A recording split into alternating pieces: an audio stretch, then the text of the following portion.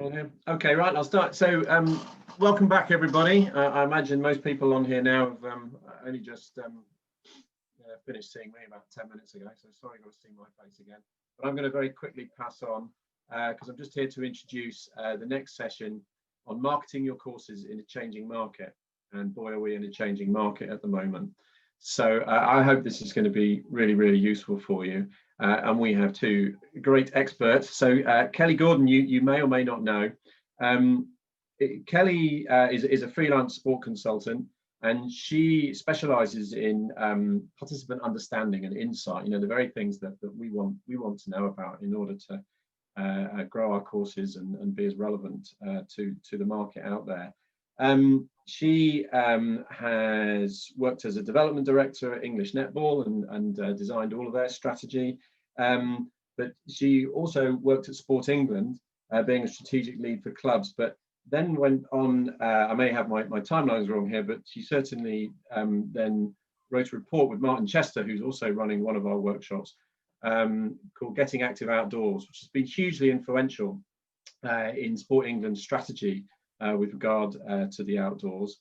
And as a consequence of that, she's then gone on to be this freelance consultant working with a whole range of sports, rugby, canoeing, the FA, Forestry England. I came across her, or we came across her when she was helping both the BMC and Plasy Brennan developing its strategy. So she knows our world as well as the much wider world of sport, and therefore can bring lots of experience to bear on that.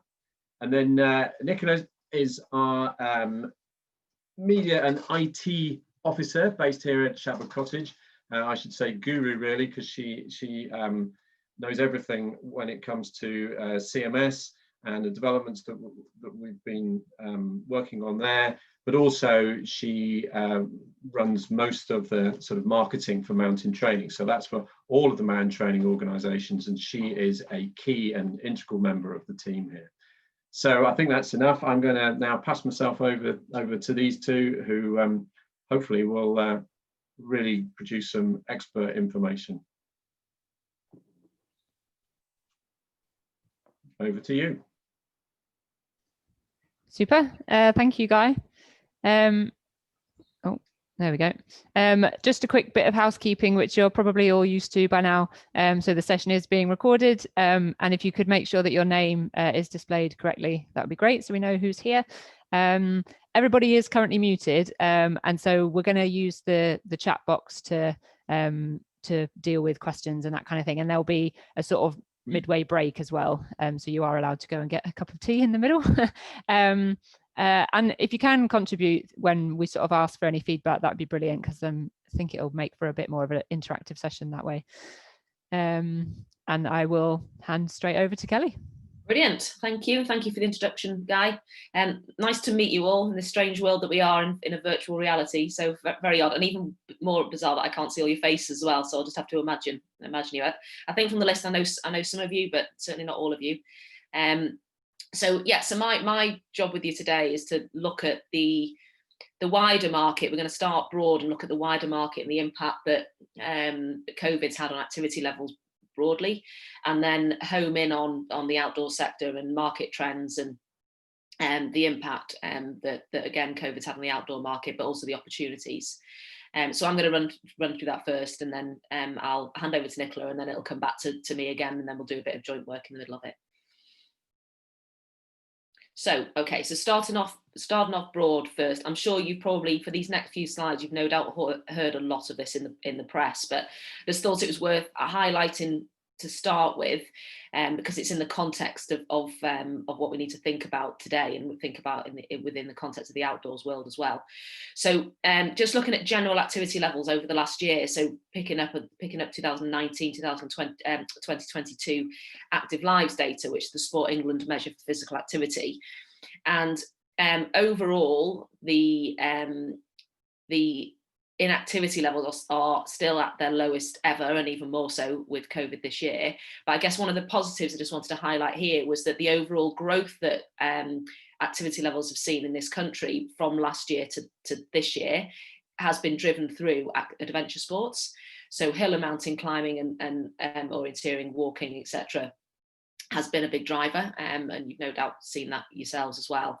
But to highlight the fact that those from more hard to reach groups, lower social economic groups, BME groups, are more likely to be inactive, and that's absolutely been emphasised through COVID.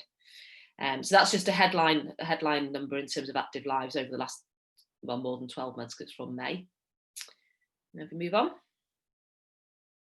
So looking more specifically then on the impact of COVID, again, as you would have heard, there has been an impact overall on activity levels. But at the start of lockdown, activity levels were increasing. So people were, especially in the outdoors, people were engaging more in walking, cycling, running, general activity, outdoors activities.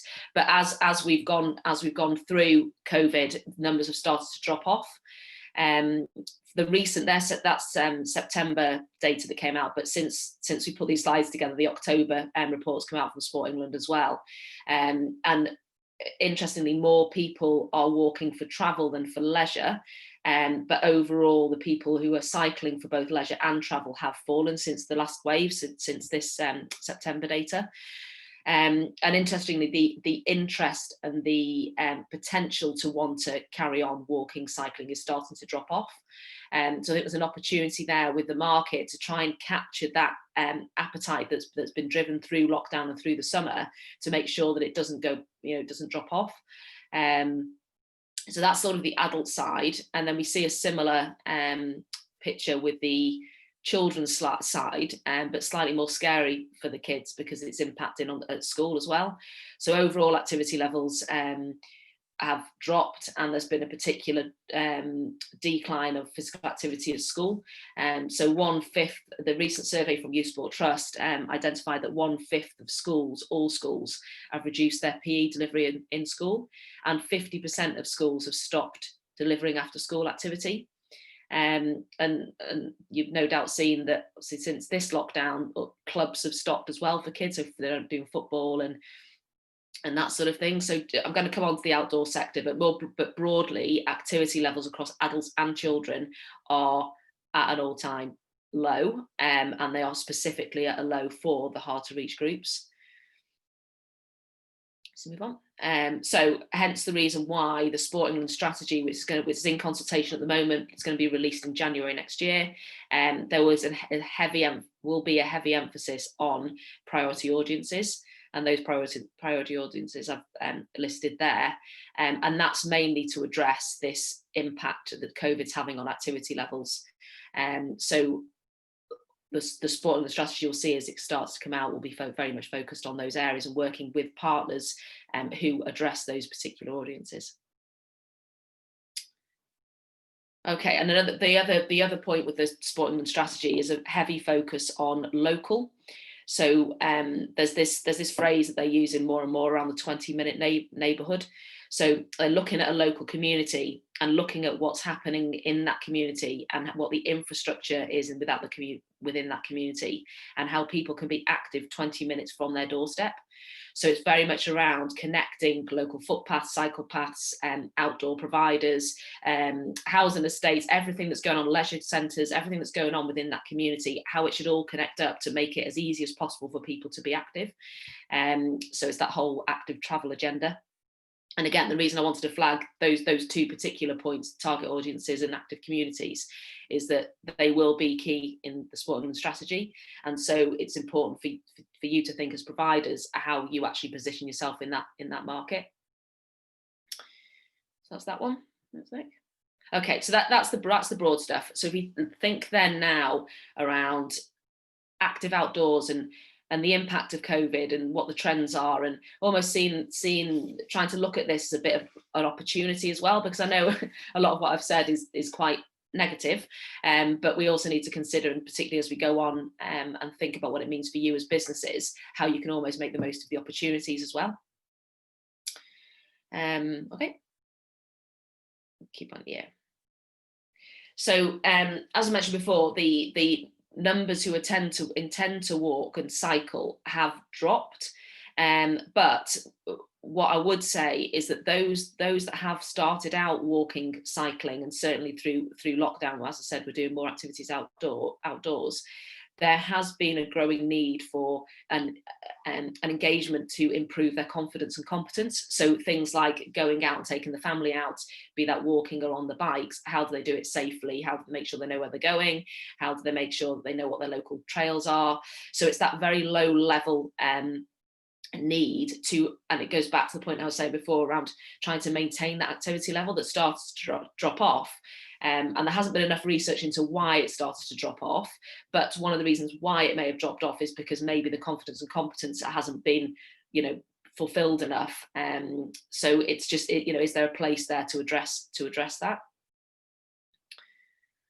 Okay, so I mean, I'm telling you what you no doubt already are seeing within your businesses and know. So we know from the report from the Institute of Outdoor Learning that the combination of social distancing, advice from the government, schools banning visits, has a is having and will continue to have a massive impact on sector income. That obviously has a knock-on effect of temporary permanent closure of outdoor providers, and the impact of that then is reduction in workforce. And the overall impact then is what that means for participation, both in the shorter term and the longer term of people's physical and mental health. And within a changing market and within outdoor provision looking very, very different, how do you make sure that you still got a place within that market?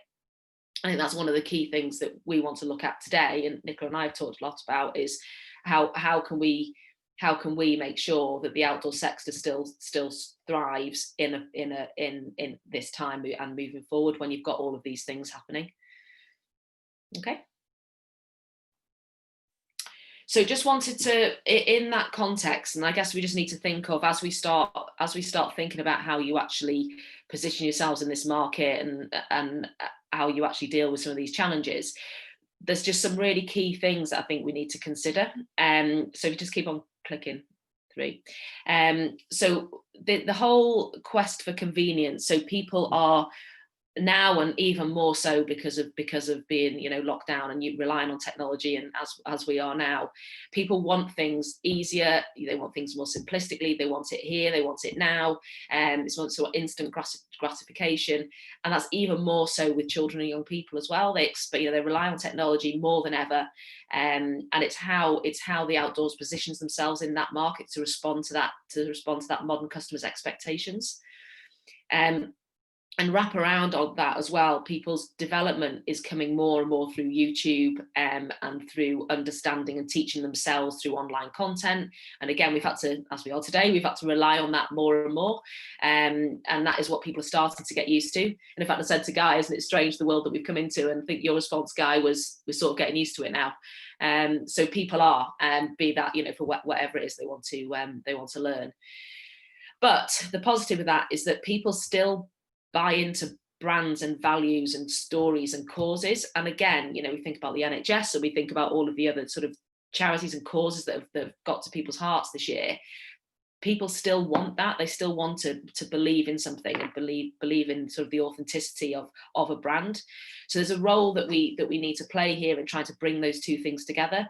How do you respond to a customer who wants things now, who relies on technology more and more, who wants the instant gratification of, I've bought today, I expect it tomorrow, I want to do the training now, so I expect to be able to do it tomorrow. But also they want to be part of something that's authentic and meets their values and is part of a cause. So I think it's important that we just, when we're moving forward and thinking about marketing yourselves and how you position yourselves in the market, that's the market that you're in terms of the consumer, but what's your role within that market? Okay. So the other sort of side of this is how people are engaging with the outdoors, so physically engaging. So in terms of young people, we know that fewer and fewer young people are experiencing authentic outdoors experiences. So even pre-COVID and pre this year, a lot of the work that Guy referenced at the start, the Getting Active Outdoors work that we did, we did national consultation and with users, with participants in the outdoors, and also key partners. And there's this common theme of people, you know, saying that kids aren't experiencing the outdoors in an authentic way. It's quite purpose built, and then, you know, the risk is being managed for them. And there's, you know, there's various arguments, as you well know, around that, but that is the world that they are in.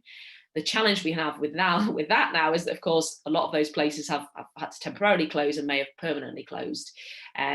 So again, just thinking about the impact that this is having on kids. The other side to that as well is the urban outdoors and the growth of people who are participating in urban settings. And it's not just about going to a mountain and going to a forest. It's about being participating from their doorstep. And a lot of the connection there is between people being able to do that to train for an event, for example. So with the Getting Active Outdoors work, we identified key segments within the outdoors market, and two of those key segments were fitness in nature, so people who'd like to be outdoors just for nature, and also challenges, so people who participate outdoors for a challenge. And we see there's the big growth in the urban setting of people running from their doorstep to then run to build up to do a challenge. So it's how you think about your role within that market, and the fact that the urban participation is there. It's not just about green settings, but they may be doing things for different reasons. And the other one around all of this is the growth of the adventure market. So over the recent years, and that's the map of North Wales, the adventure market is the fastest growing section of the leisure and tourism industry, and therefore people's perceptions of outdoors participation has changed and is changing. So again, you know, you've got that balance of authentic outdoors with this new outdoor adventure market growing, and we just need to be conscious of that, because people's skills and experiences and training needs are different in the context of that market. So yeah, that just some trends that, again, useful to keep in mind. Okay, so then specifically around course engagement. So this is based off the work I did with Placid Brennan around their program delivery, but as part of that we did a full review of the market, the provider market, and the training market, and what courses were being provided out there, and we did it very much as a user-centered, customer-centered review. So what is it that customers want from courses, and who are they? And we'll come on to we identify there's different types of user groups, but broadly the themes that were coming through that work was that the people who are starting out in outdoors, be that walking, low level walking and riding, there's market growth. And if you just click on the customers experience, just move my screen that way. The customers experience, the range of instructors was very much, around the personal development, and they wanted that from the instructors, and they wanted to be developed as a person, and they wanted to go local for that. So the range of local providers we've seen has really, really grown, and it was more than that low level NGB type course they wanted. They wanted that bit that I was going back to before around confidence and competence building. It wasn't necessarily about building towards a qualification.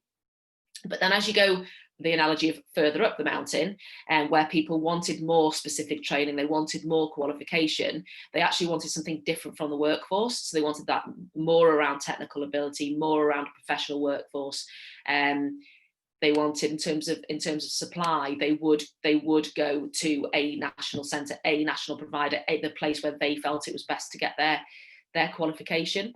And that, of course, that part of the sector then underpins the whole of the delivery system. So definitely a theme that came through of how the sector needs to support this growth. And even this work was done 2 years ago now, and this is even more emphasised this year with that bottom bit growing, and that going back to that confidence and competence need from training courses at the lowest level. Okay. So I mentioned the different types of course customers. So when we did that full review, we looked at, we consulted with all the key governing bodies within the market, and we also obviously looked at Placid Brennan's full range of courses, but also what was also being provided out there by different course providers, so a whole range of course providers. And there was these key groups that came through. So we looked at it around what motivates somebody to go on a course, why do they go on a course, and then what type of course are they going on. So these are the different groups that we came up with. So one of them is the experience seeker. So that's the outdoors enthusiast who enjoys a fun weekend with like-minded people, and it's about the experience and the escapism. So it's not necessarily about wanting to get a qualification, it's about wanting to be in the outdoors, but have some sort of understanding of, that would support their experience and their ability to escape in the outdoors. So and it would be supported by someone taking them. So an example of that from Placid Brennan, for example, would be the exploration and challenge type of courses. So the guided SEAT classics and the 3 Peaks challenge. So it was somebody that facilitated that experience for them. The next one is the confidence builder. So these are the people that we were talking about and I was talking about before. So these are much more outdoors participant who is seeking that, developing the confidence so they can go out themselves and feel safe. They can go out and maybe sort of be the leader of a small group. They can go out and take their family. So it's just about wanting to be safe in the outdoors and having their confidence built to be able to do that. So they are the introductory type courses, they're the discovery type courses. So Placid Brennan, the get started rock climbing, and the guided experience type courses. And the next one. So these are skill developers. The next 2 are more focused on developing their skills and knowledge. These are people that would want to go more down a specific route of developing an activity, developing their skills for a specific activity for themselves and or for other people. So those types of courses would be improver course, advanced courses, performance types courses. And then the last one is the qualifier. So those people who are focused on gaining formal qualifications and so to support their own activity and or to support others. So those obviously are the training and assessment courses, CPD across governing body type courses. So it's probably really obvious, and it's probably people that you see every day, but I think it's really important that when you're thinking about your courses, you think about what the motivations are for your customers, and are you reaching all of those customers, or have you got a specific customer that you're trying to reach, and are your courses the right courses for them?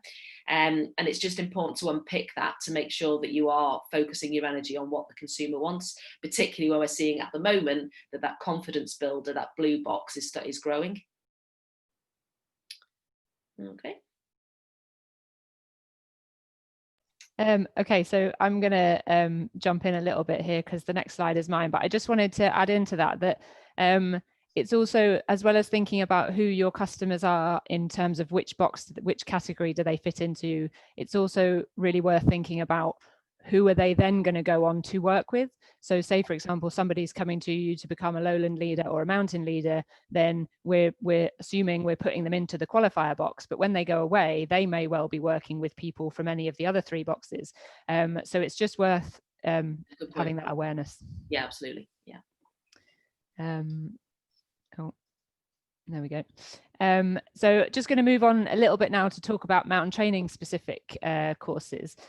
So Will Hardy recently, well, actually hasn't quite finished his PhD. He's got his final phase in the next few weeks, I think. But his report and his thesis essentially found that a lot of what you do as trainers and assessors makes a difference, which is great. Otherwise, we wouldn't be here. But key things that had a positive impact were goal setting, structure, and opportunities for mastery experiences. And I know that the content of this whole conference is based around supporting you with some or all of those things. So just thinking a little bit about mastery experiences, because I know that the goal setting and the structure and the action planning and stuff is being covered in other workshops. the idea of a mastery experience is something that enables people to maximize the benefits of the time spent consolidating skills and preparing for assessment. So it's not just random. They're getting to a point where they are so good at a skill that they think, right, I've nailed this now and I can move on to other things. That has a really positive effect. And the more specific the goals, the better, especially for females, it turns out. So specificity leads to focused attention, which then leads to confidence and is more likely to lead to more mastery experiences. So I guess just to bring that in, to kind of connect all that together, because that does have an impact on your marketing efforts and your delivery. And I wanted to just show you a bunch of quotes that I hopefully have anonymized well enough, that I pulled off social media. So more often than not, I'm sure most of you would have seen somebody go, oh, can anyone recommend a such and such provider? Now, for the most part, most candidates have only ever done one training course with one provider, and they may have, if they were unsuccessful, they may have been reassessed by others, but they've only really had the one experience. So you only really have that chance to prove to them that you are an awesome person that delivers courses. But what I thought was more interesting was the sorts of things that people were saying. So I've just highlighted some key bits in red.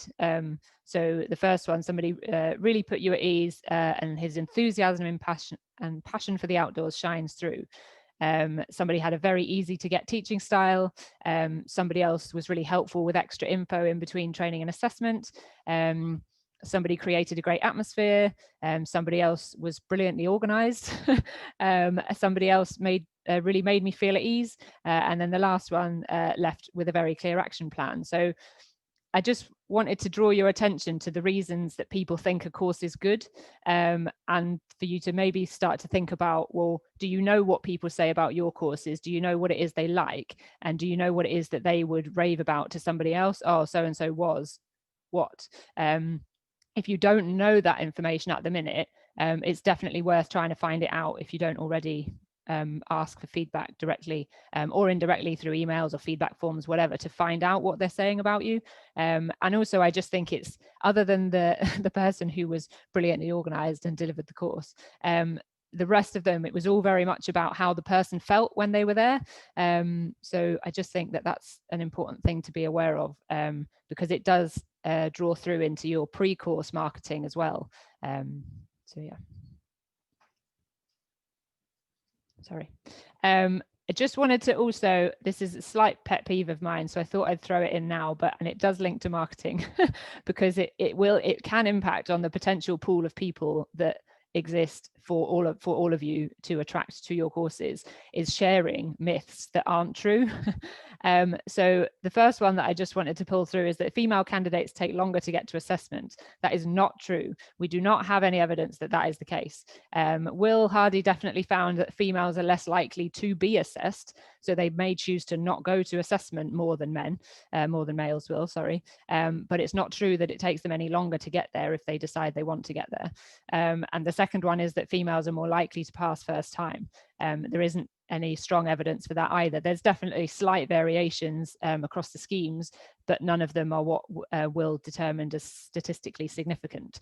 And I just wanted to highlight those because I just don't think they're helpful to a candidate's journey. I think a lot of what you'll be covering in other sessions is to do with language and all that kind of thing. I just think this can strangely impact on your marketing efforts if these kind of myths perpetuate.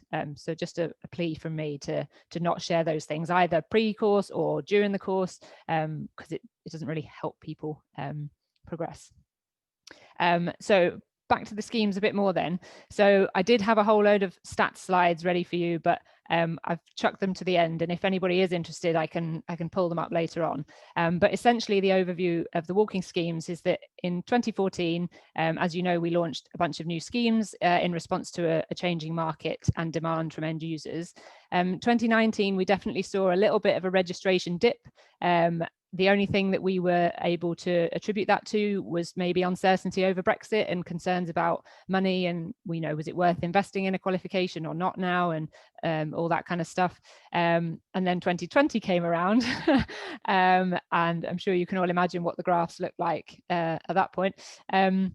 But it's also interesting because I think courses that have been continuing have some of them been seeing a different type of candidate, which I think we can maybe explore a little bit in your smaller groups shortly. Female engagement in qualifications was definitely increasing in terms of the actual number of women, largely driven by Lowland Leader. The percentage change is taking a lot longer to change, because as more women are becoming interested, so are also more men. So the actual percentage of women isn't increasing massively, but the number of women who are engaging in our schemes is. So that's great. And just linking back to Kelly's Getting Active Outdoors research, skills courses are, I think, most likely to be attractive to people in the Explorer group, plus a few others. For anybody that hasn't, and there may be a bunch of you, last summer I did a series of Social Media Monday webinars, and they were all recorded and they're all available to you. So I'm not going to rehash too much of that stuff, but I do explain a little bit more about Kelly's research and those different groups of people. So if you are interested, do go and have a look. And then it's all well and good knowing what the market looks like currently, but we at Mountain Training want the future market to look a little bit different. We want to improve gender diversity, we want to improve ethnic diversity, and we can only do that with your help. So it would be great if you could come on board to help us with that. And why do we want to do that? Well, because it's part of our ethos. We fundamentally believe in supporting equal access to our sport for people from all backgrounds. And we also believe that all people have the potential to develop leadership and coaching skills if trained appropriately. So the conundrum is that when you're marketing a product, you have to think, right, who's the target audience? Who's going to buy it? I want to get it to them, because trying to market it to other people can be harder. But we are trying to actively diversify the market, because there is such a bigger pool of people out there that are interested in our schemes and qualifications. I think we just need to find the right sort of channels to get there. But just for information, the only graphs I have got are on ethnic diversity. So this first graph on the left here, this big blue section is white European, and this big red section is rather not say. The green is white other, and you can't even see the little sliver. Sorry, I always get that wrong, which makes up everybody else.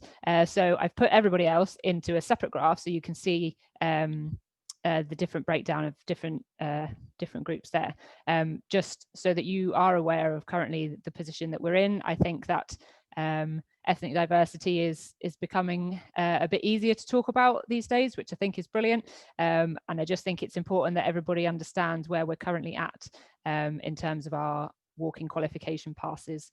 So yeah, so this data is since January 2011, so the past 9 years. So what we would like to do is now is to split you into some small groups and just have a bit of a conversation just for 10 minutes about whether the trends that we've just reported to you are what you're seeing. Are you seeing any other trends emerging that we haven't talked about? And as a result of all of that, what kind of challenges and opportunities exist for your courses? Has anything that we've said so far sparked a thought and you've gone, oh, maybe that might be an interesting audience that I might try to reach, or whatever? So just a bit of general discussion about trends and what you're seeing, because it would be useful to know, to get a bit of feedback from you about whether the trends that we've just highlighted are the same as what you're experiencing, what you're seeing. So I'm just going to give you 10 minutes to do that in some breakout rooms. So I'll split you into some small groups and then we'll bring everybody back together, and it'd be good to have a bit of a feedback session. So if somebody from each group could just kind of take responsibility for recording kind of what's been discussed, or just key highlights of your discussions, it'd be great to hear back from a few of you afterwards. Before we do that though, sorry, I've just spotted a couple of things in the chat that I wonder maybe if we address just now. Kelly, so Baggy's asked the impact costs of COVID. Do you know whether they were just England, the 275 million? Sorry, was that in relation to the outdoors providers? Yes, I think so, yeah. So that was the Institute of Outdoor Learning that did the work. So I'd have to check if it was just England or more broadly. I can, while you're in the break, I can go into the document and check. Cool. Unless anybody else knows the answer. No, I'll check. Kelly will do some research and come back to you. Yeah. And then another question from Julie: is there any funding channels currently from mountain training, BMC, etc., to support skills development courses for hard to reach diverse groups, etc.?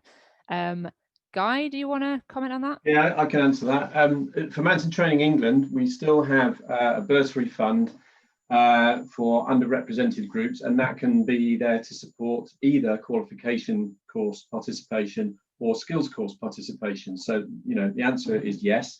There's an application process which Kath Luke manages, and a form has to be filled out, and the bursaries can be for up to 50% of the course cost. That is a bursary fund that we've had for a few years, and actually we've had relatively little take up on that. And so, as I talked about yesterday, our strategy going forward is going to change, and we're going to become a bit more proactive rather than just sort of sitting here and saying you can come and apply if you want to, because the message isn't getting out. So we're going to talk a lot more with partners. But one idea which is being actively discussed, in fact I think I have a meeting with the BMC in a couple of days, is about potentially setting up an independent foundation which would have trustees who would look to support grassroots groups in getting into our activities. So something might emerge from that as well, and we're hoping that other organisations like the BMC, maybe the Ramblers, maybe the YHA, there are a number of people we're talking to, might contribute to that. So that's something for the future, but currently we do still have a small bursary fund. Oh, and I should say MTC, I believe, they give money to organisations to support, I think it is youth, getting involved in schemes too. So I know they've supported, I think, DV a little bit with volunteers, but I'd have to check with Simon on that. Cool, thank you, Guy. So I'm going to send you into some small breakout rooms now. Feel free to take a picture of the screen or a screenshot or something so you can remember the sort of questions that we're interested in hearing from you. And you'll get a 1-minute warning when I'm trying to invite you back in. So feel free to finish using that whole minute before you come back, or if you're done, then just come straight back. And there will be a small break after we've done the feedback for you to go and get a cup of tea and stuff. So yeah, there'll be time for that in a minute. Right. Nicola, oh yes, sorry. UK. It's UK.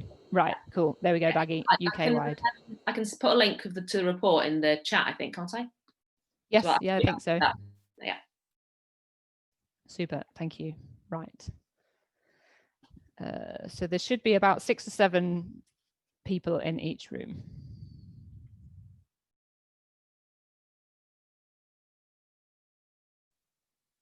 Helen T. Hi, Helen T. Cool. So I believe everybody should be back from their breakout rooms now. I don't know if you know which number room you were in, so I just wrote down a couple of names from each group. So it just be, it doesn't have to be you that does the feedback, but it would just be useful, given that we've got a bit more time than we thought we might have, just to hear if there was anything key that you want to report back to the whole group from your small group. So group number 1 had Ross Worthington and Cliff Lowther in it. Anybody from that group want to unmute themselves and just let us know what you thought? Ross said he would volunteer the feedback, Nicola. Nice one, Ross. Thank you, Cliff, for volunteering him. Yeah, thank you for stitching me up. I mean, volunteering me nicely there, Cliff. Appreciate it. This is going to be echoed across all of the rooms, I imagine, Nicola, but some of the bits that we were looking at in terms of trends was the timeline between people registering their interest or showing an interest in the course and delivery, and it being considerably shorter. So going from sometimes a day before saying, oh, can I come and do that tomorrow? Is that available tomorrow? Which feeds into what Kelly was saying earlier on with those kind of convenience figures and things like that. Obviously, Cliff, pipe up if I miss something out, because I didn't actually write anything down. I'm just going off the top of my head. And then and also sort of in terms of emerging trends, just as we spoke mostly around the first topic, actually, in and out. The emerging trend has been for especially at the entry level award delivery and skills delivery, that there are people in maybe with more disposable income and later stage of life where they're looking to diversify or do something in addition to what they normally do, Cliff used an example where he has a lot of sort of female candidates that are attending, and they're starting organising, running local walks, and they want that kind of additional qualification. And I know we've seen similar stuff for our side as well. And we didn't get down to the challenges, although we did probably in a roundabout way, talking about managing pre-course information for these last-minute bookings, and are we able to keep things sort of streamlined for us, for the candidate, and for the requirements from out in training. And there was definitely an appreciation for the lower numbers of candidates required to run a course, which just helps, whether it's like social media PR and the like. I think that's about it. Did I miss anything, Cliff?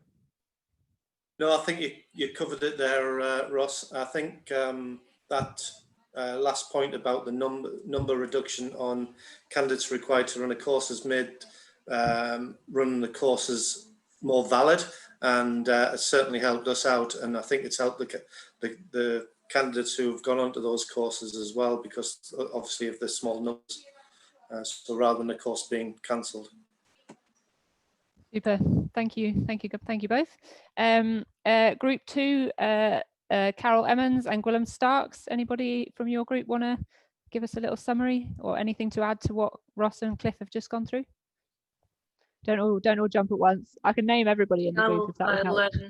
Yeah, I can do a little bit there. So thank you.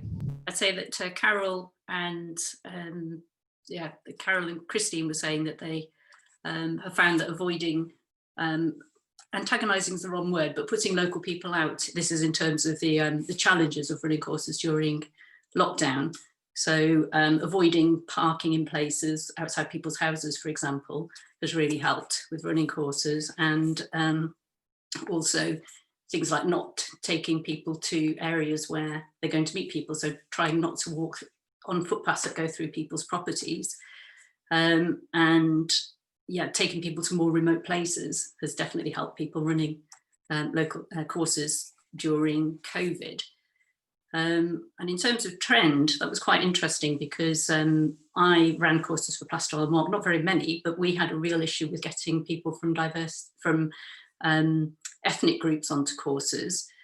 Christine said that she found that they didn't have too much of a problem with getting people from ethnic groups onto courses because there was funding available.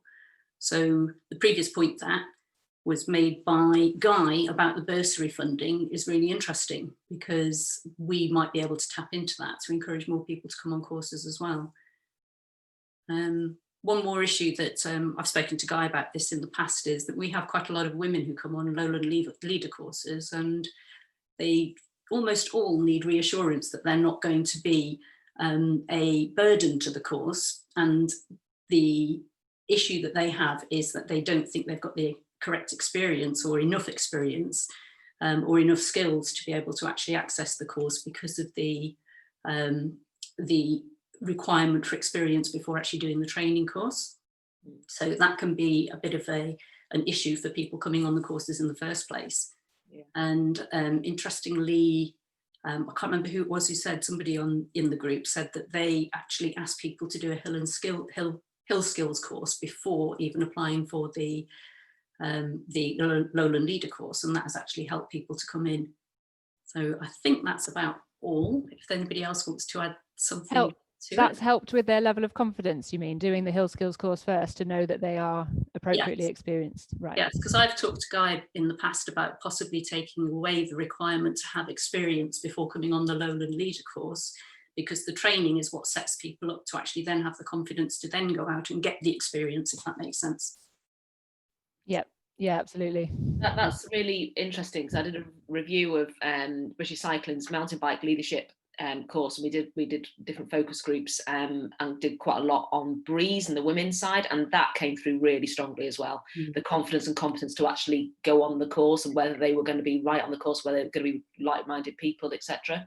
So it's shared across other disciplines. Cool, thank you. Group 3 had Greg Kane and Stu Lade in it. Anybody from that group want to give us some thoughts?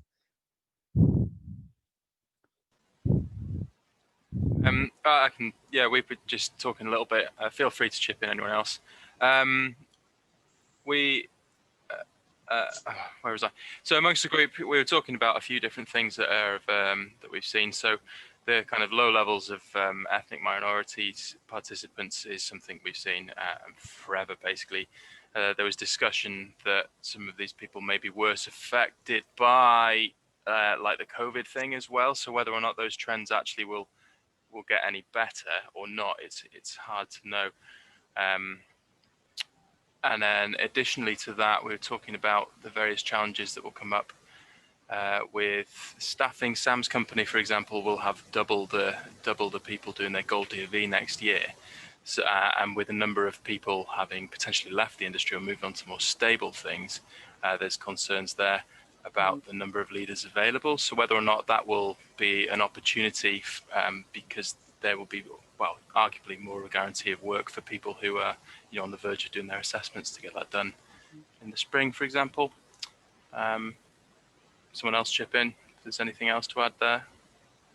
Yeah, just one other thing, it only just kind of occurred to me, something I've noticed kind of maybe over the last couple of years really, is on the escapism side of things, people kind of going to the outdoors for kind of mental health reasons, getting a bit of a break from whatever's going on. And definitely noticed a few people come through mountain leader qualification, specifically looking to gain it with a view to doing kind of outdoor therapy.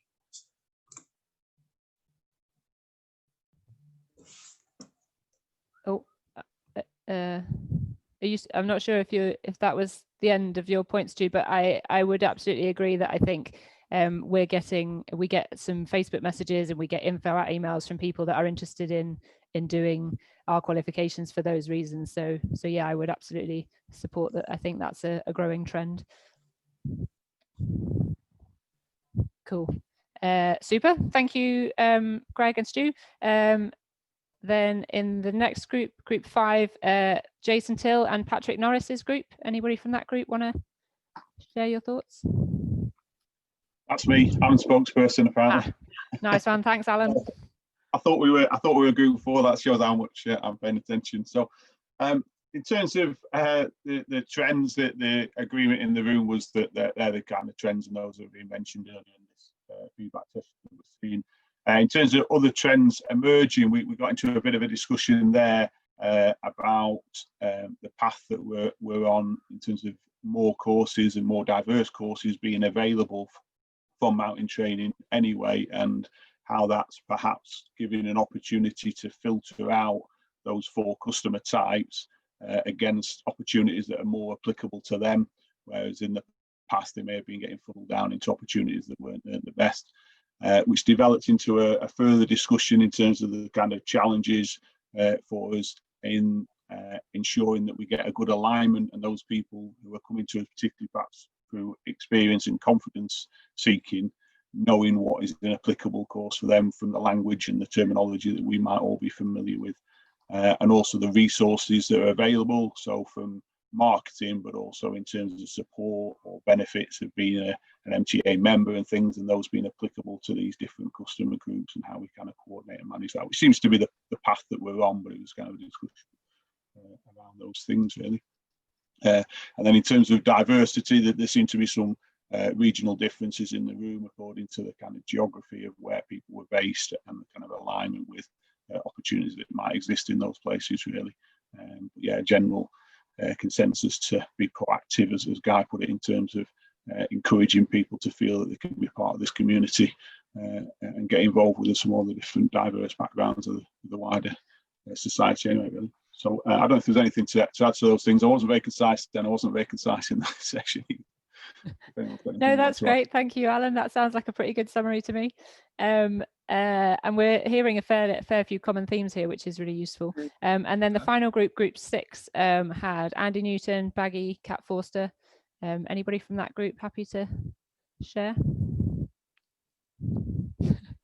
Yeah, I can jump in.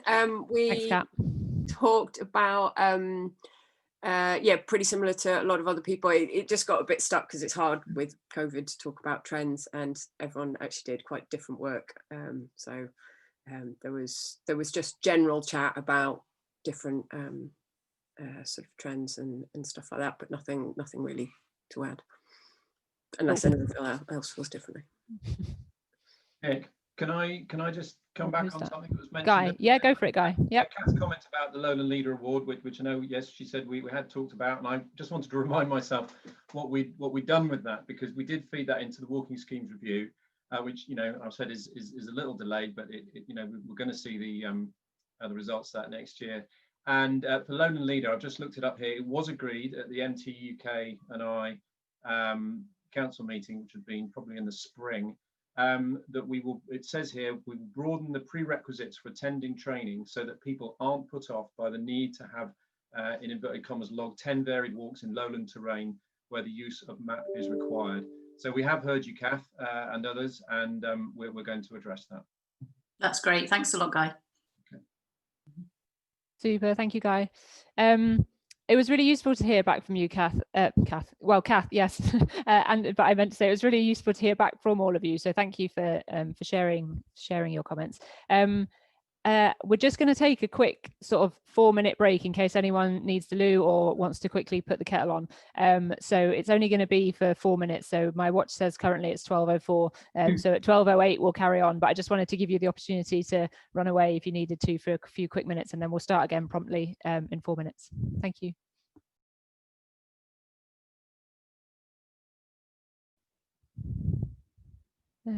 Cool. I think according to my fairly inaccurate timekeeping, that's been 4 minutes. Kelly, over to you to start the customer journey side of things. Okay, welcome back, everybody. Let's take that out of the way. Okay, so this actually follows on really nicely from some of those discussions that you've had, and picks up, probably starts to try and pull together all the different pieces of information that we've shared with you. So this is a generic customer journey. So it's a process that anybody will go through to buy something, engage with a service. And I just wanted to talk you through it. But as I talk you through it, what would be really good is if you could just have in your mind which segments which customer groups you attract. So we talked about those 4 customer groups in terms of engaging on why they engage on courses. And if you just think about who you currently attract, and then just think about the journey that they go through to engage in your courses or to engage with you as a customer. So the first stage is unaware. So we start right at the top of unaware. So it hasn't even entered their heads that they want to enter into any form of service with you. It's not even on their radar. Then it's something triggers, whatever that may be, that they think, yes, I want to do something to inquire around how I go about going on engaging in some form of training, let's say. So first thing there is, what does that journey look like for your customer? So an example would be they'd go on a website, they'd look at social media, they'd ask friends. So if you think about a particular customer group and think about what motivates them, where would they go for that information? And the second point is they've found some initial information. They then think about engaging in some form of purchase process. So it might be they contact you as an organization. They may go onto your website and complete a form, and they may phone you, and what they may email you. What does that process look like? And is the person who is responding to that engagement the right person? Are they giving the right information based on that customer's wants and needs and their motivation? And that might be different depending on the customer that you're engaging with. And then hopefully all being well and they've got the information they want, how do they then go about using your service? And so, you know, is the meet and greet the way they would want it to be? Addressing that point that was made earlier around confidence and competence. Have they actually felt confident enough to come on the course or engage in a service? And then when they're with you, which is often where you get the most focus, is when you're actually engaging with your customer face to face. And Nicola's quotes before around, you know, that whole personal experience and enjoying the relationship with the service provider is often the bit that people get right. But then it's potentially before and after bit that people miss.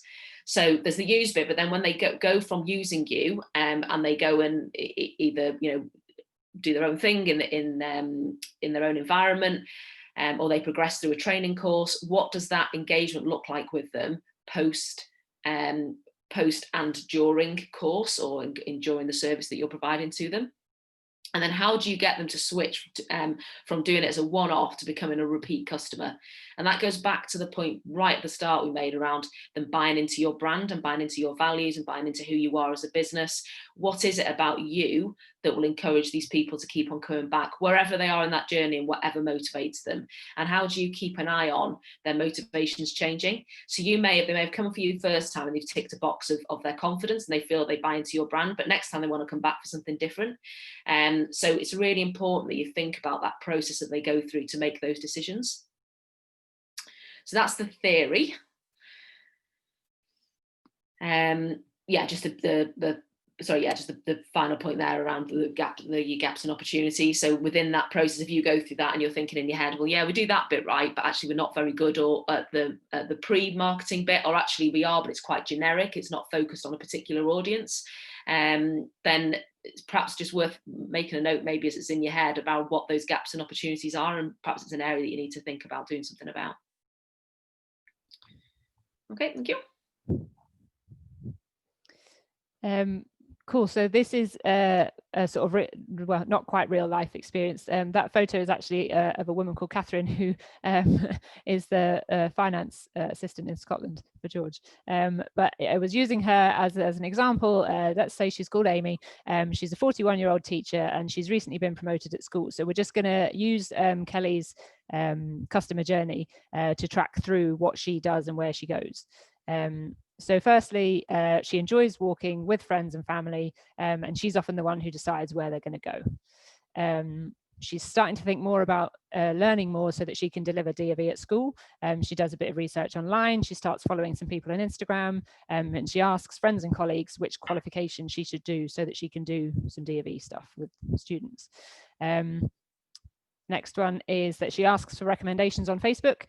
She searches for courses and dates and prices that match her needs. She communicates with the provider, does a bit of liaison with school about paying, and then she books the course. Then she attends the course. She meets other candidates. She has a really great experience, really good group dynamics. She learns a lot, and she leaves with a bespoke action plan and timescales.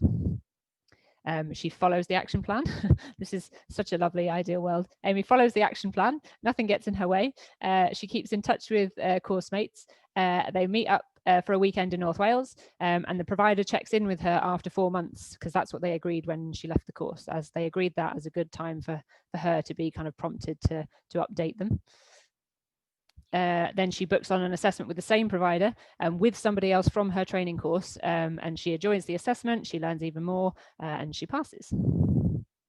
And then after that, somebody else asks for online for a recommendation. Amy promptly raves about her provider online and in person, and so she has become an advocate for that provider. Because originally Kelly and I put these slides together quite a little while ago, when we reflected on them a few weeks ago, I actually came up with a slightly different version of this as well, which is just maybe a little bit more relevant to the COVID world that we're living in. So it's about Uzma. So Uzma started walking more during lockdown, exploring her local area with her family and visiting local hills when that was possible. She's been following people on social media who post stunning photos of the mountains, and they want to go, and she wants to go further or higher, but she worries about leaving her comfort zone and taking her family into the mountains. So she doesn't know anybody who goes walking in the mountains, so she joins a social media group for new hill walkers, and someone recommends doing a mountain skills course. Uzma searches on Google for courses and finds one in the Lake District that her whole family can go on, because her kids are, let's say, 12 and 14. So the whole family go on a mountain skills course. She contacts the provider, she arranges the course for the 4 of them, and she builds it into their half-term holiday. Uzma and the family have a great couple of days learning more about looking after themselves in the mountains, and they then share their photos of their amazing half-term holiday with their friends and family.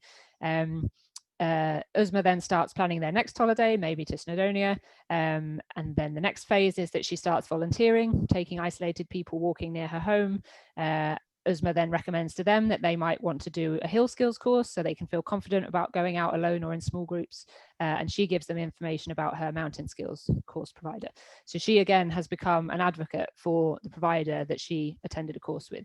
So two slightly different examples there of the customer journey and the different phases that people go through.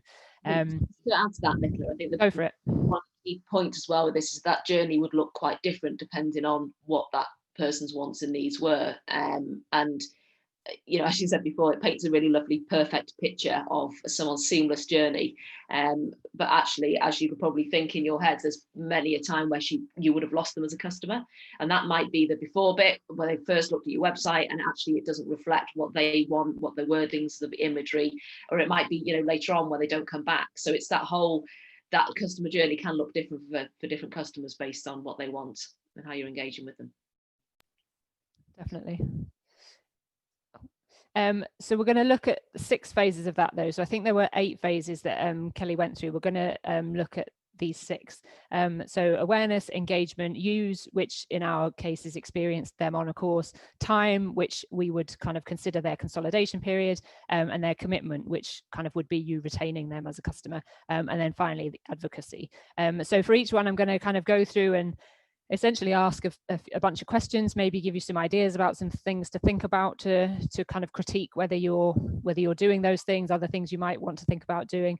And then I'll draw at the end all those questions together, and we'll give you a short amount of time to do that by yourself, not necessarily with anybody else, to actually spend some dedicated time thinking about those questions in relation to you and your business. So first of all, awareness. So this is you and your target audience. So we've spent a fair bit of time in this session talking about the customer and the audience rather than how you market to them. And that's largely because it's so important that you understand who they are before you can figure out how to talk to them and where to find them. So key questions: are you aware of your target audience? Who are they? What motivates them to engage with what you're offering? And how do you know that? Do you just think you know what motivates them, or do you actually know? Where are they? Are they online or offline? And if they're both, where are they online? Are they in social media forums? Are they, if they're offline, are they in cafes, in leisure centres? You know, where are they? What do they like to do? What does an average day look like for your customers? And how do they like to interact with you? Are they very email or direct messages or through social media based? Would they rather phone you? How do they like to interact? So that's you thinking about them, and then them thinking about you. Are they aware of you? And if not, how are you going to make them aware? So options for using existing connections that you've got to other organizations, making new connections, new partnerships, or online, whether that's through paid advertising or through different online tools that exist. And how are they going to find out that you exist? Do you have a website? Are your social media pages up to date? Do you rely on word of mouth? You've got to build what's called the know, like, and trust factor. So it's an idea in the marketing world that people won't engage with something until they know who or what it is, they've decided they like it, and they trust it, then in they go. So you need to cultivate that in your customers. So key questions, I guess, for this awareness phase: what motivates them to engage with your offering, and how do you know this? And how can you make sure you are marketing in the right way to reach your target audience? So if actually you think that most of your audience spend most of their time online and you don't have a Facebook page or a working website, how are they going to find out about you? So it's making sure that whatever your communication opportunities match the audience. So then moving on to engaging. So this is pre-course, we're thinking here. And I guess just highlighting the obvious, which is that interactions can be really powerful. And they might be intentional interactions, like you're having a conversation with somebody through email or on the phone, but they can also be, I guess, the unintended interactions where you might be commenting something online that somebody that is in the public domain that people are able to see. That can have an impact on whether somebody is prepared to engage with you. So online individuals wise, we're thinking Facebook groups, social media comments, direct messaging, and email. So if you're engaging with individuals in that way, how well are you doing that? What does it look like?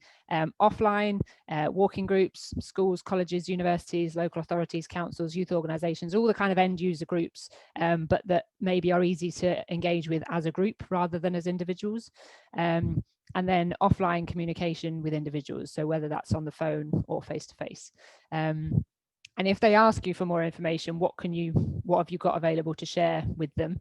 And going back to the question that I think it was Julia asked earlier about funding, if they can't fund it themselves and that's the main reason they can't commit to coming on your course, can you point them in the direction of any funding that might help?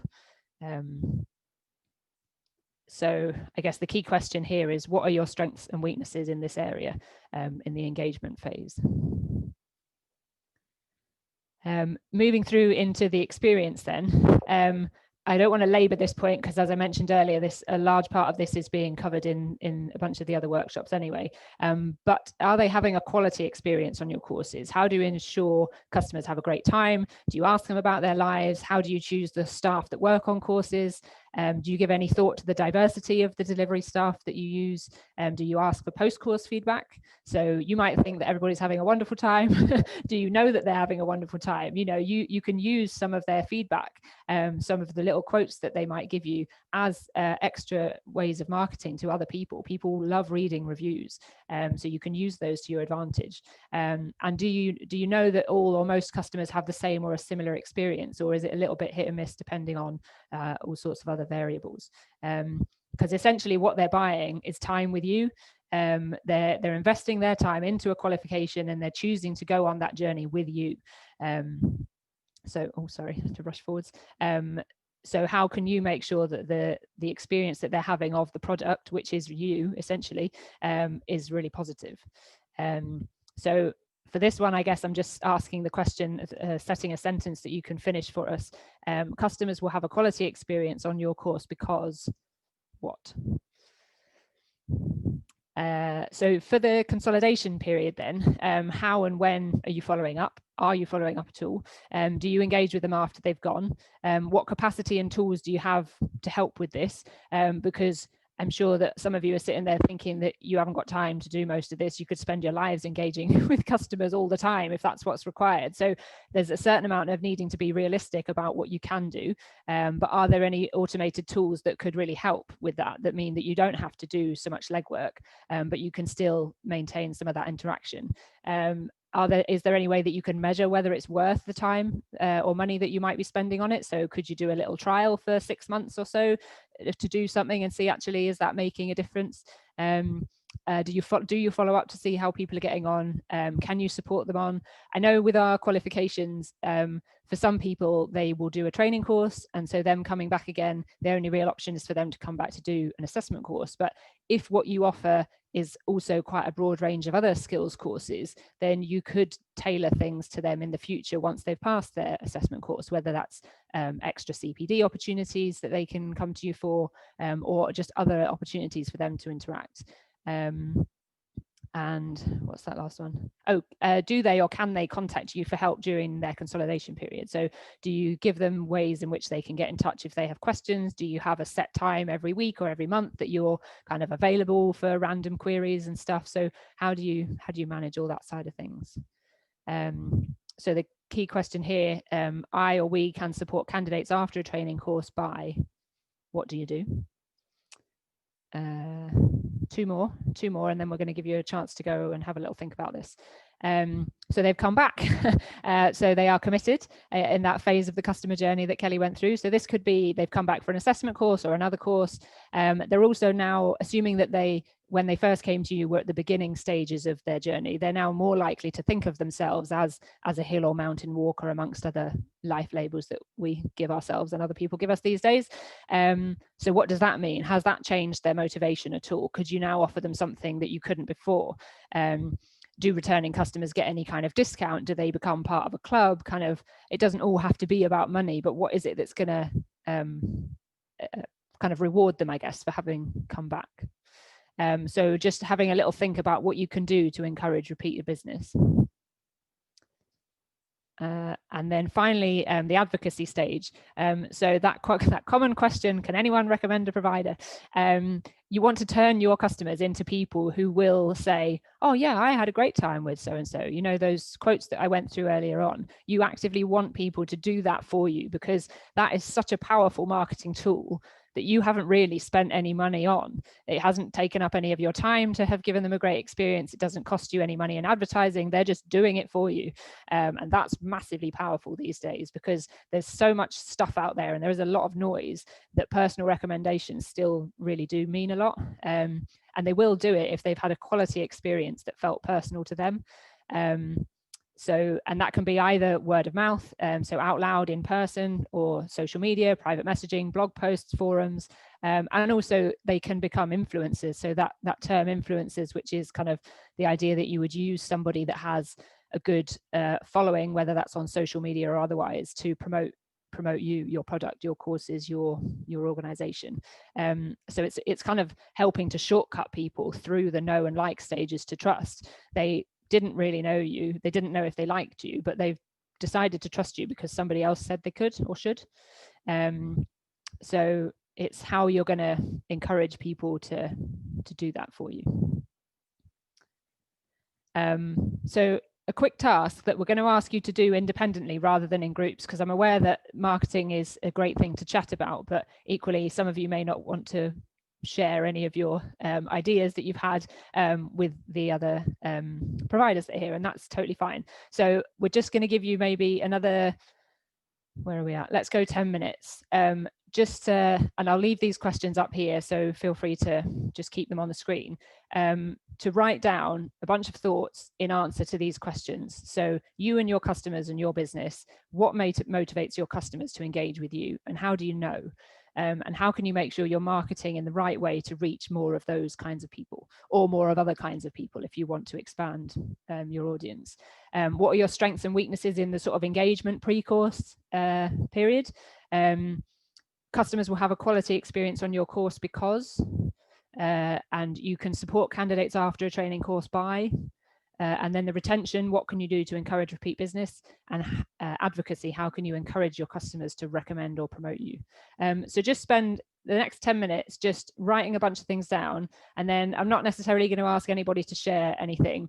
We just wanted to make sure that you are leaving this webinar, this workshop, with a little bit of something that you can then go away and action. And I'd also encourage you to try to think big and blue sky during this phase, rather than kind of limiting yourself too much. Just try to think big picture about what you can do.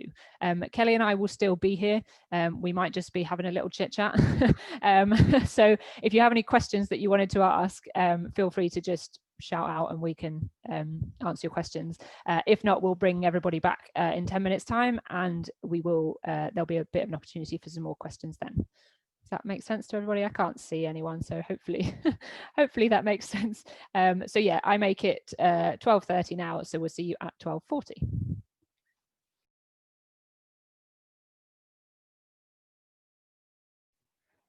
Brilliant. Super. I won't be offended if you keep writing, but we're going to carry on because we've got 20 minutes left to finish the session. So just to bring you up to speed in case you've been busy scribbling, there's just been a good bit of chat between Chris and Patrick in the chat about skills providers. So if you're only a skills provider, what are your options for kind of progressing people on and to get them to come back again?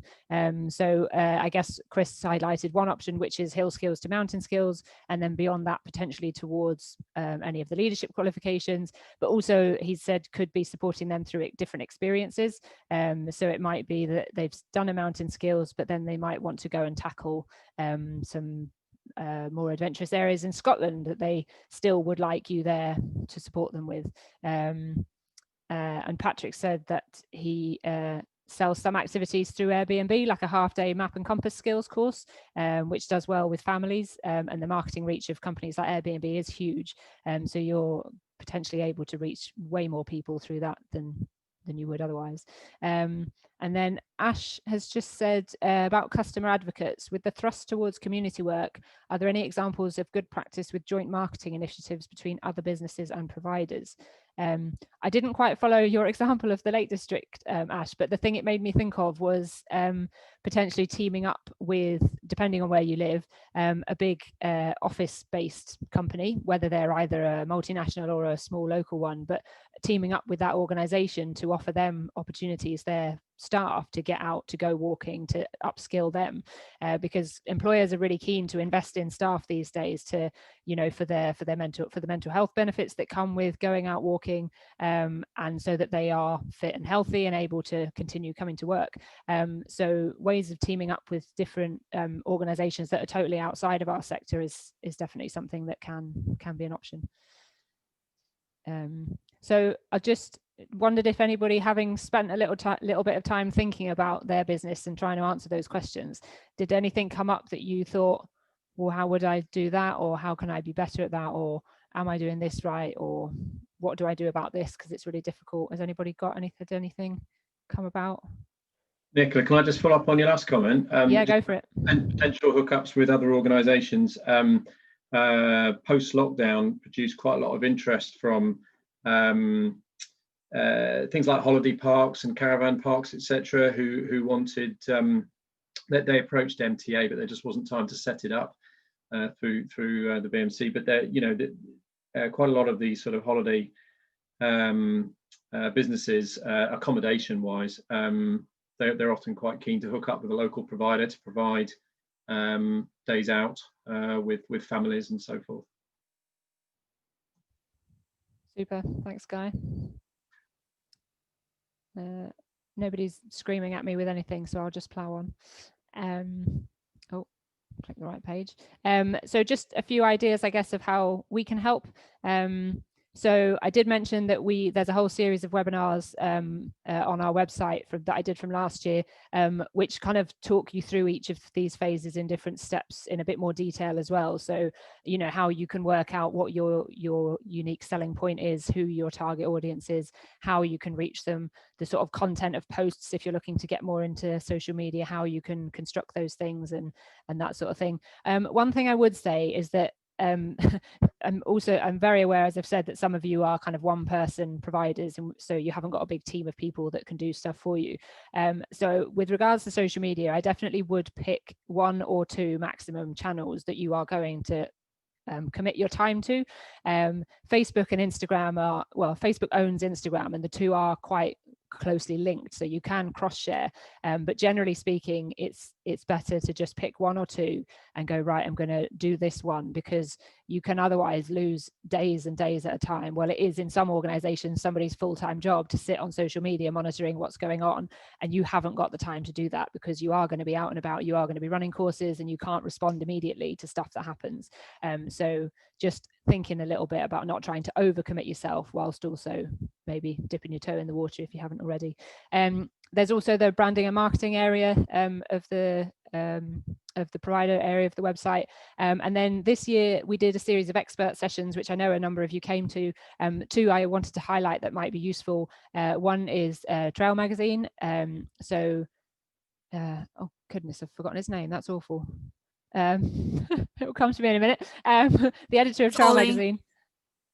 Oh, Ollie, thank you. Ollie Reed. Thank you, Kath. Ollie Reed did a really good session about how to write a good blog. And he kind of covers a bit sort of the broader marketing sphere, and then sort of focuses specifically on blogs. So if that's something that you're thinking about starting to do, I would definitely recommend finding that expert session. And then Girl Guiding did a really interesting one on women and girls. So they had, I think there were about 6 or 7 different people.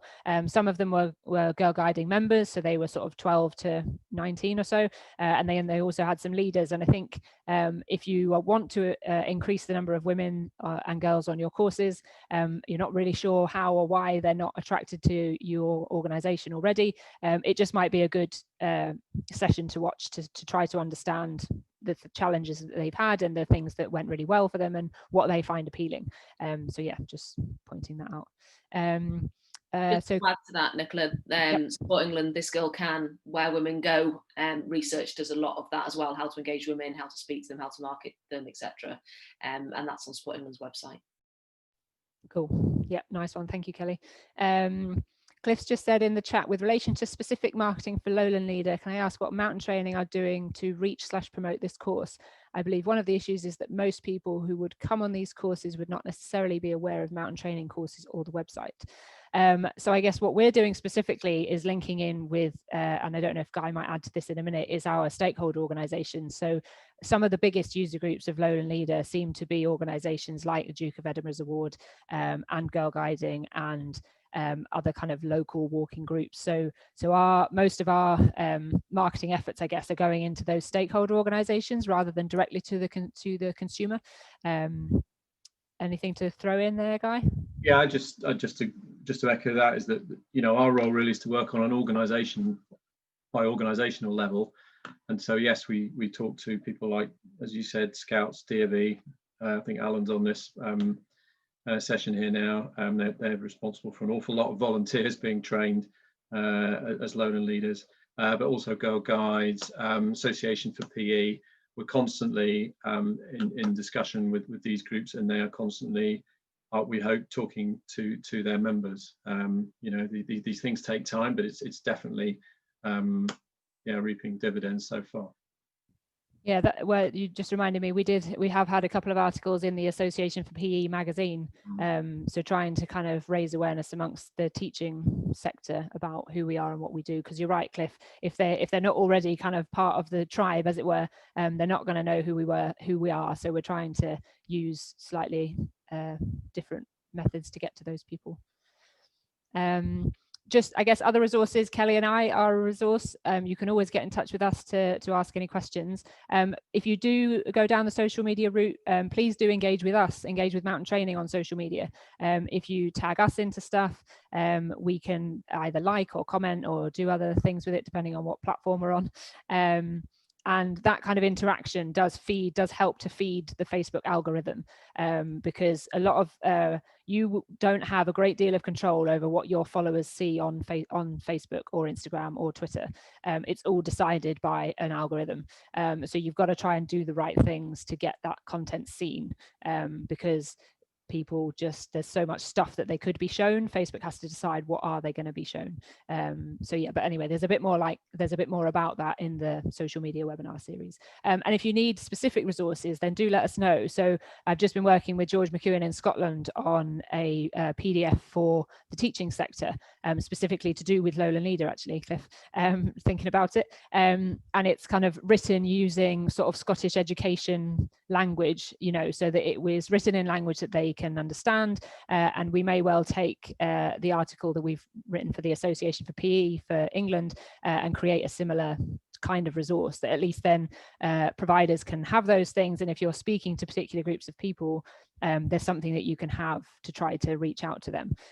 So we have limits, obviously, as you do, but please do let us know if you think of something. Oh, actually, it'd be really useful if we had X that came from Mountain Training rather than coming from us. Please do let us know. Go for it, Guy.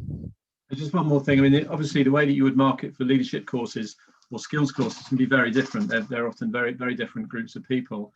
And one idea that's being floated at the moment, because we've looked at what British Canoeing have done with their Go Paddle website, is for a number of organisations within our sector. So again, talking to the BMC, possibly the Ramblers would be involved in this, and ourselves, in creating an activity supporting website. So if you imagine you are, I don't know, a family, and you are keen to go out with your kids, and whether it's walking or could be climbing in our case as well, but you just don't really know where to start and what help you need and what you should buy, and is there anybody who can help me? You're probably not going to go to the Mountain Training website, all right, or the BMC website for that matter, as your first port of call. You're going to go to Google, and it's going to be things like, how do I go walking in the hills safely, you know? And what British Canoeing did is they produced this Go Paddle website, which was completely different to their own more sort of formal website, and it's all based upon Google data about what people search for, and they've constructed this website, and it is just there to support people to get involved, get participated. Now, of course, one of the ways you support people is to say, oh, we also offer skills courses, but you've got to sell them the product before you sell them the training course, first of all, and make them feel confident. But they seem to have done this very effectively with their Go Paddle website for British Canoeing. And yes, so effective that they've massively increased their membership as well. And so we are just starting to think about whether we might want to do something like that, which would then hopefully support skills courses in supporting people's entry and development into our activities. Cool, thanks, Guy. Ross has written a comment in. Mark, are you there? Are you with us? I'm just wondering if you might be best placed to answer Ross's query. Ross has written, our mountain training reviewing providers after COVID, where there are some very large organizations that are providers that will now have a direct impact on small providers as they hold the keys to the kingdom. This impacts on marketing reach, etc. Any comments, Mark? Thanks for dropping me in on that one, Nick. That's much appreciated. No problem, just making sure you were still awake. Of course, yeah. I mean, to be honest with you, that is a very, very big topic and is perhaps worth talking to the individual boards about if you have concerns. What I would say, though, is that, you know, our franchise model and how it works is very resilient and has proven to be through the COVID period. And certainly the case of, excuse me, Mountain Training England, those smaller providers were definitely faster off the blocks, more flexible, kind of more resilient in those challenging times. And therefore, certainly, Mountain Training England seeks to have a diverse kind of range of providers. We see that as a very sort of, you know, positive and you know, the best way forward in terms of resilience for the future. How about that, Nick? That's great. Thank you, Mark. Ross, if that doesn't quite answer your query, then maybe I'm best to point you to Simon for that one. Cliff's just mentioned TV opportunities as in promotion. I think it's very powerful. He had a call from someone today who said they'd won 4 in a bed and have subsequently had 30,000 inquiries. Amazing. TV, yes, definitely. So Dwayne Fields, I don't know if you saw, was on Countryfile, not the Sunday just gone, the one before, talking about rock climbing and taking people out and about. There was also a repeat this weekend just gone of Mal Creasy and Terry Taylor, who were working, I think, with Weatherman Walking, Derek the Weatherman in Wales. They took somebody that was using an adapted wheelchair on an accessible path and that kind of stuff, and that prompted a little bit of inquiry into our info app with people wanting to know stuff like that. So definitely TV. The thing that we found with TV is that they're quite reactionary and some of it's very last minute. So we've had multiple instances of a communication with somebody from the BBC about a Countryfile programme or a BBC News thing or whatever, and then you get back to them, and by the time you get back to them, even if it's only a couple of hours later, they get back and go, oh no, plans have changed, we're not doing that anymore.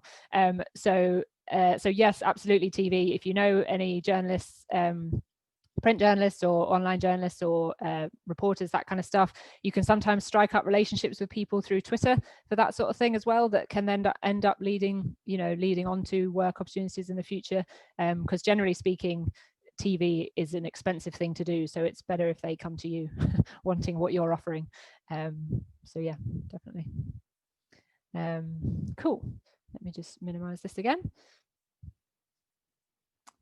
So a final task maybe for outside of the session is just to think about everything that you wrote down during that session of answering those questions. What are the priorities, and who's going to do what? If it is just you, what can you realistically do in the next 6 months, 12 months, 18 months? What can you, if you've got any, if you want to develop your own skills in any of those areas, what can you do? I just wanted to tie it back to something that Kelly said right at the beginning about being authentic. So if you don't need to change who you are necessarily to be effective at marketing, you just might need to change the tools that you would naturally use. So you might need to maybe put a bit of time into learning about how to use Twitter or Facebook or whatever your chosen platform is, or how to edit your own website or that sort of thing. Investment in that sort of thing can really pay dividends in the future. It doesn't mean you're all of a sudden having to be a different person offering a different product.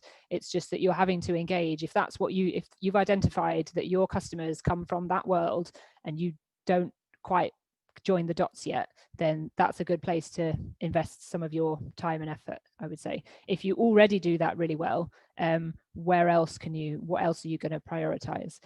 So I guess, you know, none of us have an infinite amount of time. So yeah, what are you going to do? And are you going to set yourself in the same way that you would set some targets and goals and action plans for your candidates? Can you set yourself a little mini action plan for the next 6 months, 12 months, 18 months to achieve things? Because it is quite satisfying to look back on what you've done and do a bit of a review and go, oh, look, I've produced all this content and I've had it's made an impact because I've had all these interactions. So yeah, I would definitely recommend putting together an action plan for that as well. And then Kelly, have you got any final thoughts? Go, I'm muted. Yeah. No, I think it's hopefully people have got it's hard, isn't it? Because we can't necessarily see all of your responses, but hopefully you've got something out of it. And as Nicola said, is that if there's anything that's popped up that I've covered today and you just wanted to run something by me, then by all means drop me an email. Super. Thank you very much.